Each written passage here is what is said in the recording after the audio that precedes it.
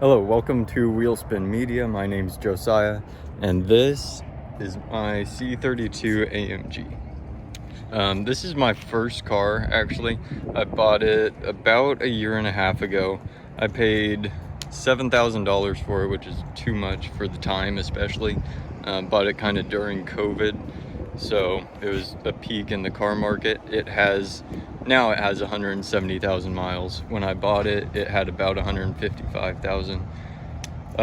So far I've had almost no problems with it. I absolutely love this car. Stock, it made 350 horsepower, about 330 pound-feet of torque.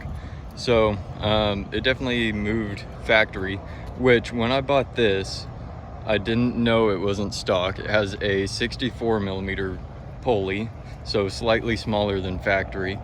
I mean, I knew it moved when I bought it, but I didn't realize it was because of that pulley. I always thought it was stock, and then I just happened to take a tape measure to the pulley one day and realized it measured out to be 64 millimeters. So I think the stock one's about 76 millimeter pulley. So it's a decent difference. My estimates would be like 400 crank, an extra 50 horsepower off a smaller pulley would be my guess, but really don't know. Either way, it's a really fun car. It's been pretty cheap to maintain. Really have not had too many issues with it whatsoever. So like I said, it's my first car and I expected to have a lot more trouble with it.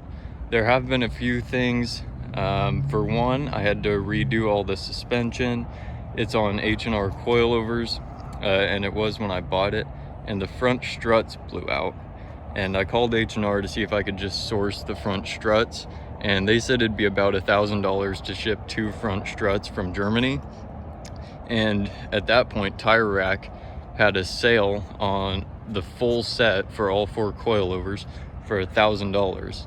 So I went ahead and did that. It was about $500 to get it installed as well. So about $1,500 there. And that was by far the biggest expense I've had to do on this car. Otherwise, really nothing major. Had to replace the key about a month ago because the old one, the circuitry just fell apart. All the soldering came undone. But that was $450. So that was the second biggest, not including tires, which if you're getting an AMG, they do burn through tires. It's just kind of a natural thing. As soon as I got this car, I did burnouts and donuts. It's just uncontrollable. So expect to go through tires. I got this car and it was on pretty much bald tires. So I bought new tires and then I burned through those in about a month or two from doing burnouts and donuts with my friends because it was fun. And so about $1,400 in tires.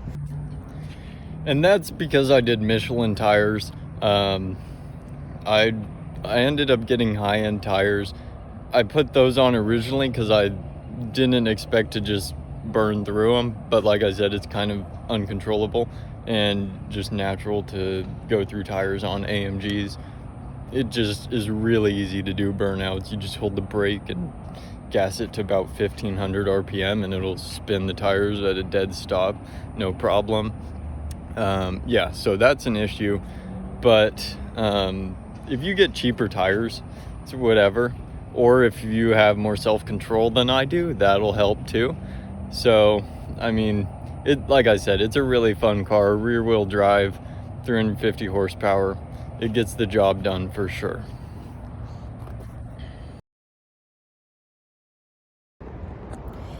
Now, maintenance has not been too bad on this car. It definitely is more expensive than your normal Toyota or whatever. An oil change will cost you about $100 if you do it through a shop. If you don't, it's pretty cheap and super easy actually. The oil filter is just on top of the engine, so it's super easy to access. The only reason I don't do my own is because my car is lowered and it's really hard to get a jack under there and get it all set up and get under it and all that good stuff.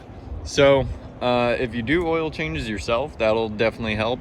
Otherwise, it's like $100, which honestly I'm fine paying because it is it is a sporty car, so it kind of comes with the territory. Performance cars are just more expensive to maintain. That's just part of life. So for me, it's definitely worth it. The only other thing maintenance wise I've done is a coolant flush, and that was, I think, about the same actually, like 100, 150 bucks, maybe 200, somewhere in there. So nothing too crazy. But as far as maintenance goes, that's really all I've done. That's about all you'll have to worry about, other than tires and gas. Gas is another thing. This only takes premium, and with these gas prices, that definitely does hurt. I'm in California, so gas is about $6.50, $7 for premium. So to fill this thing up, it's about 85 bucks, and that'll last you about 350 miles. So not the best on gas, but definitely worth it again, in my opinion, just because it's such a fun car. But this is my daily, so to have no issues like I've had is a pretty good deal. There are some cosmetic things because it's an old car, but that's not really anything to do with Mercedes. I have some swirls, some missing clear coat, rock chips, all that. But then again, I have not been easy on this car. I did take it to automatic washes at first, but that was a mistake as well for the paint. But other than that, it really is a good car. It's a pretty good looking car in my opinion. I mean, nothing too crazy, definitely a sleeper. The only thing people have to let them know is that V6 compressor badge, and then the AMG badges in the back. I added that eBay spoiler. Looks like crap, but that's okay because it's covering a couple dents in the trunk as well. But other than that, I plasti dipped the wheels. Yes, this is not looking good for me. I've done some pretty distasteful mods, but I actually like them. I did also plasti dip the grill, so make fun of me in the comments, but other than that, I have really enjoyed having this car. I tinted the windows. It's about 15% tint. So I think this car looks pretty sleek, especially lowered as it is. But again, if you're looking to get a C32, I would recommend it.